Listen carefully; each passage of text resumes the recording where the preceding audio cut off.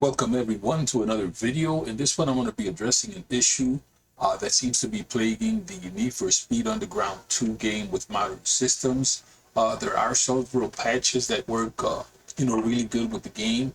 They allow you to run the game with HD textures, with widescreen, resolutions and so forth. However, for a lot of people, including me, the game, would run fine for maybe 10, 15, 20 minutes, and all of a sudden it would crash. Now, for me, the issue that I was having, the crash wasn't that big of an issue at first, but what happened is after I'm going to guess it's a couple of last two of the Windows updates, the game, instead of crashing, has been actually giving me, or was giving me the BSOD, the blue screen of death. So I started doing a little bit of research. A lot of the people online that had issues with the games were claiming it's, I guess it's the way it puts the game into memory for several cores, and it would actually make the game crash. Now, the in-game fix that had the ability to set the affinity to just one would help, in a lot of cases. In my case, the game would still crash. So I did a lot of research, and I found out that for me, what worked was making the game run on the last core of the processor with a program called, I believe it's Project Lasso. So what I'm going to do is show you where to go and get this program in case, you're interested in either making, game to run on a certain core, for whatever reason you may have. This will allow you to do that, and it will allow you to do it, specific. You can have the program launch once you launch your computer, and you'll be able to assign, that feature to whatever game you run, or any process that's running in the background. So if you guys are interested in doing that, let's go over to bitsome.com here. What we're going to do is download the program. Go ahead and download that and install it to your system. You can go ahead and close the browser.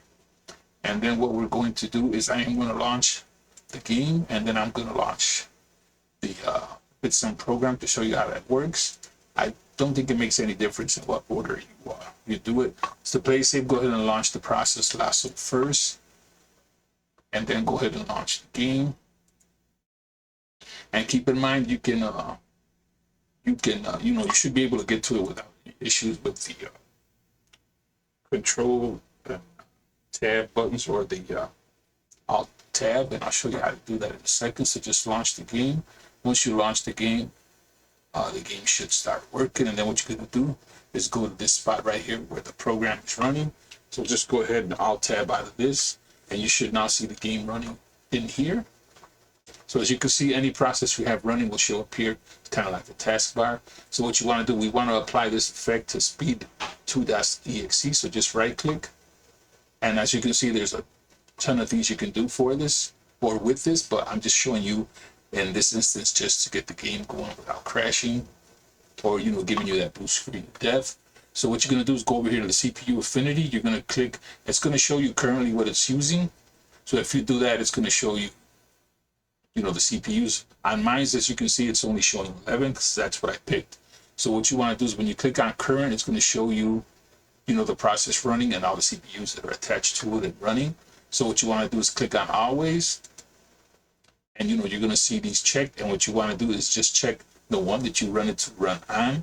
So as you can see, out of all the cores that I have, the 12 cores, I have it running on the CPU 11, which is not even a physical core.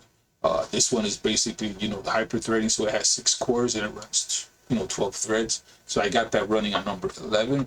Once I did that, I was able to play the game for, 2 hours, and there was no crash, and I tested it several times, so it did not crash. So hopefully, if you guys are having an issue with that game and have it crashing on you, you can, go ahead and install this and then kind of, see which core the game will run at without crashing for you, and hopefully this will fix it for you. Again, this is not a 100%, surefire fix because everyone's system is different. But if you are having that issue, you can go ahead and try this and see if it helps. So with that said, that's it for the video. If you guys have any questions, as always, leave a comment. If you haven't subscribed, please do so. And I will do a video on the program itself a little bit later on to explain, all the other stuff that it can do. So with that said, that's it for the video. You guys have a great day.